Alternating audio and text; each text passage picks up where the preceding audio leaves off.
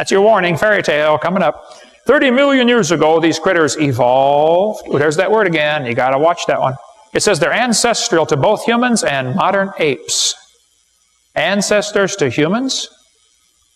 Grandpa? What big eyes you have, Grandpa. The better to see you with, my boy. You know, we've been teaching kids they're nothing but an animal, and today a lot of them act like animals. Even Barbara Reynolds figured it out. She said, your kids go ape in school? Here's why. He's being taught evolution. Guess what, Johnny? You're an animal and share a common heritage with earthworms.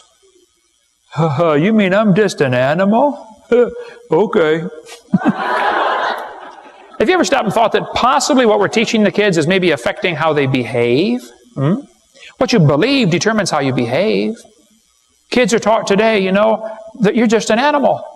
The rock music these days is all full of death and destruction and blood. Well, the Bible says they that hate me love death. Kids are taught today there are no absolutes. I was in a debate one time and this professor said, Hovind, there are no absolutes.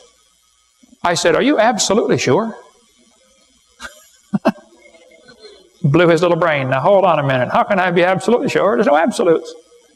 I was speaking in a public school in Pennsylvania a couple years ago, and this kid sat on the second row, and he said, Hovind, I'm an atheist. There's no God. I said, are you sure? He said, I'm sure. I said, well, let me ask you a question, son. I said, do you know everything? He said, oh, no. I said, okay, well, good. I said, do you think maybe you know half of everything? He said, no. I said, okay, well, let's just pretend for a few minutes that you know half of everything.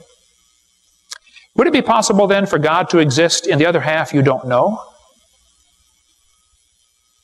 Brand new thought rattled around in his brain for a while. Got lost, I'm sure. The harvest truly is plenteous, but the laborers are few.